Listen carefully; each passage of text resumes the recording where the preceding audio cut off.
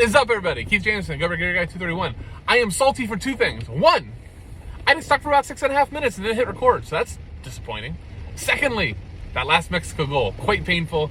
Hope you guys did well. Still had a really good day, but could have been like exceptional. Shout out to the number of FSI members that did awesome. Hope that other people watching this did well too. Quick reminder, like, subscribe, comment. Let's just jump right into Thursday. All right, I'm gonna do Group F really quick. Morocco, Croatia, Belgium, all winning in. They're going to be playing for a lot. Only team and only really player I'm interested in all from these four games is Hakim Ziyech. Canada's out. Belgium and Croatia, I think it's going to be a really tense and gritty game. Belgium is actually wants to punch each other right now. I think that team is in shambles. But they still have talent, so I don't think that Croatia's going to just run all over them by any means. I think both teams are going to be playing very, very conservatively to start. I just don't see locking up Salary and KDB or Modric as the two guys I would want to have in that Belgium-Croatia game when I've got minus 1,000 Germany and minus 250 Spain who are going to dominate those games. I want pieces and I want room for that. Let everybody... It's kind of like what today was, right? We used Ericsson early, and then, I know a lot of people went to Coman. I think we in our chat at FSI were pretty down on France. I hope we were to people enough. I saw a lot of good results. I think we did that adequately. Nobody in the core or anything like that.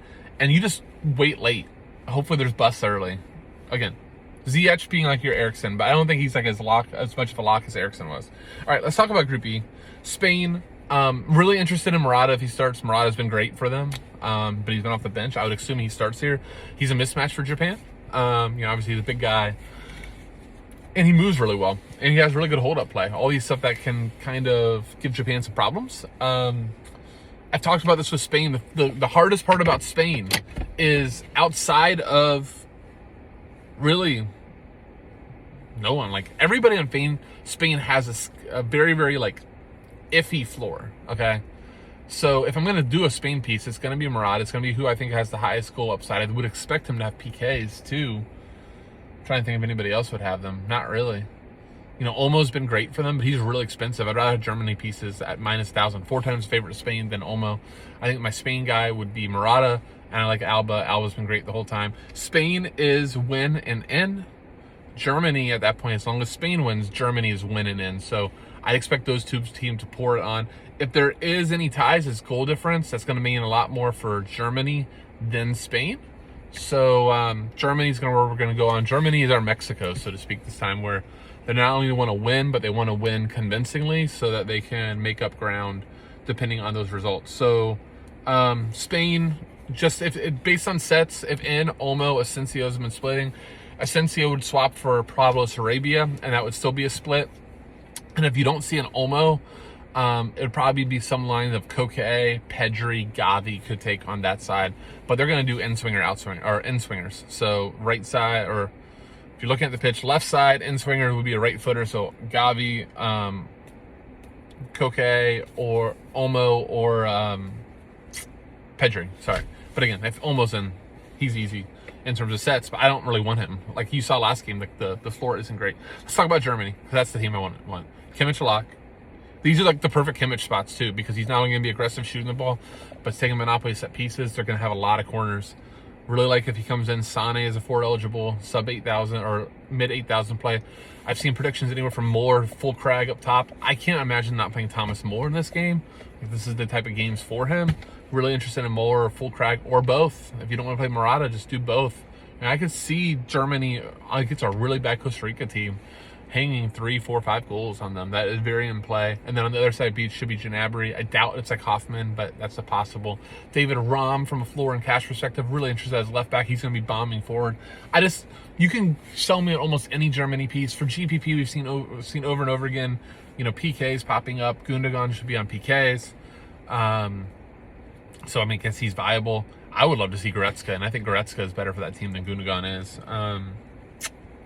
Yeah, I don't really know what else to say. Nobody from Costa Rica, nobody from Japan that I want to touch. It's really just going to be this slate to me. I know this is really short. I'm looking at the time. I got through things really quick. 5 minutes. But slate's going to all be about Spain, Japan, and Germany for me. And then again, I really think that Ziyech is very, very playable. I'm going to play around with builds, see how that all shapes up. But I really want maximum flexibility late, maximum German exposure, and roll from there. Last comment, I know a lot of people like DM me. Sometimes I answer, sometimes I don't. Sorry if I didn't. I feel bad. But sometimes it's I see the DMs like after lock and I feel bad. Anyhow, we saw every single cheap keeper today smack, like just absolutely crush. With so many spin ups, it's a great time to possibly go cheap tomorrow. So the issue is like, do you want to take a keeper versus the team you stack? So I mean, I don't say I'm playing Navas. He could be like the Saudi Arabia keeper today, though. Just when you got peppered, I could see, Japan maybe being really good. That's Ganda. So I would just literally, the best thing I could suggest with goalkeepers is plug in your whole lineup, do everything you possibly can to get the guys that you want and you want to prioritize, and then wait for like a 2v2. I don't see myself building like Alba and Ram or Hakimi. Like I expect myself to maybe like do a Ram plus a cheapy defender. So maybe you leave that cheapy defender spot and that goalie spot out, try to fill the rest and see what fits, and then go from there. Like don't pick goalies so early that it's going to hurt the rest of your line. That's best advice I can give. All right, I'll do it. Thank you guys so much for all the support. Hope that this video helps. With that, I'll say, see you.